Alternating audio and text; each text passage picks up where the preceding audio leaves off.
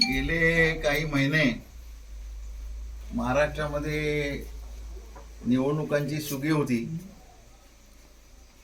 खरं म्हणजे लोकसभेच्या नंतर विधानसभा, विधानसभेच्या नंतर महापालिका, महापालिकांच्या नंतर पालिका आणि पालिकांच्या नंतर जिल्हा परिषदा. हे यामध्ये दुसरं काही विचार करायला शेतकऱ्यांना आणि ग्रामीण भागातल्या कष्टकऱ्यांना काही संधीच मिळायचा प्रश्न नव्हता. आणि ज्या एका ध्येयानं या संपूर्ण खोऱ्यातली शेतकरी मंडळी पेटून उठलेली होती की आम्ही किती वर्ष मुंबईला हमाली करून किंवा कुठल्या तरी नोकरी करून परक्यासारखं मुंबईत राहून जगायचं, त्यापेक्षा आमच्या भागामध्ये धरण झालेलं आहे, त्या धरणाला पाणी आहे आणि वरच्या बाजूला आणखीन दुसरं धरण झालं तर ते पाणी शिल्लक आहे आणि हे पाणी शिल्लक आहे हे दाखवून देऊन आपण त्याला मंजुरी मिळवली.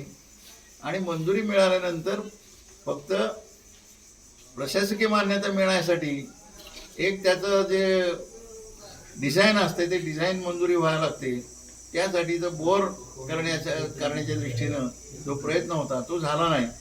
आणि तो झाला तो इतका कमकुवत झाला की थोडा विरोध झाला तर तो सगळा उपक्रमच थांबवून टाकला.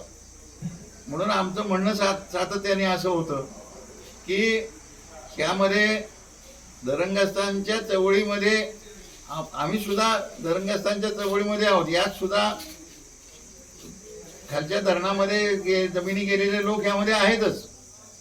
त्यामुळं असं काही नाही की इथं यात धरणग्रस्त दुसऱ्या कुठल्या धरणाचे नाही आहेत म्हणून.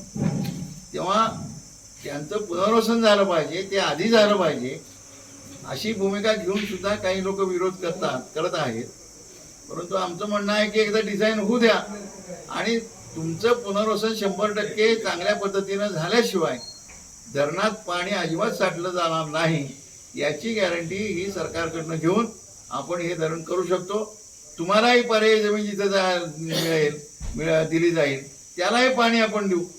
अशा पद्धतीनं असताना सुद्धा काही मंडळी ही हट्टानं ते तिथं विरोध करायला येतात आणि त्यामुळे हे सगळं रखडलेलं आहे.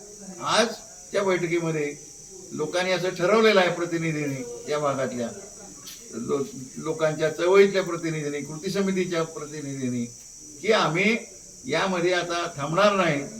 आम्ही आता मेळावा घेणार आणि ह्या मेळाव्यामध्ये आम्ही हे निर्णय घेणार आहोत की आता शेंडी तुटो किंवा पारंबी तुटो, आम्ही माघार घेणार नाही जोपर्यंत इथं टेस्टिंग होऊन नाशिकला रिपोर्ट जात नाही तोपर्यंत आम्ही आंदोलन थांबवणार नाही. असं बेमुदत आंदोलन आम्ही केल्याशिवाय राहणार नाही इरिगेशन डिपार्टमेंटच्या ऑफिसच्या समोर, असा निर्णय आज कार्यकर्त्यांच्या बैठकीत झालेला आहे.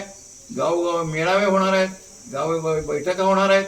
आणखीन पुन्हा एक मोठा मेळावा होऊन त्यामध्ये तारीख निश्चित केली जाणार आहे. अशा तऱ्हेने आम्ही आज जाहीर करीत आहोत की माणसं थांबलेली नाहीत. फक्त बाकीच्या गोष्टी ज्या संपूर्ण देशाचा कारभार चालवण्यासाठी असतात त्यामध्ये सगळेच लोक गुंतलेले होते आणि त्यामुळं आम्हाला या अंगानं काही करता येणं, आंदोलन करण्याला सुद्धा तशी फार मोठी चांगली परिस्थिती नसते. कारण आंदोलन केलं समजा तरी सुद्धा निर्णय घ्यायचा अधिकार सरकारला नसतो जोपर्यंत निवडणूक चालू आहे. त्यामुळे मध्ये आंदोलन सुद्धा करता येत नव्हतं. आता मात्र आम्ही थांबणार नाही असा इशारा आम्ही इरिगेशन खात्याला देतो.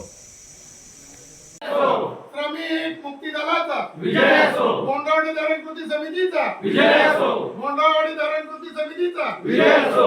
हम सब एक है. हम सब एक है.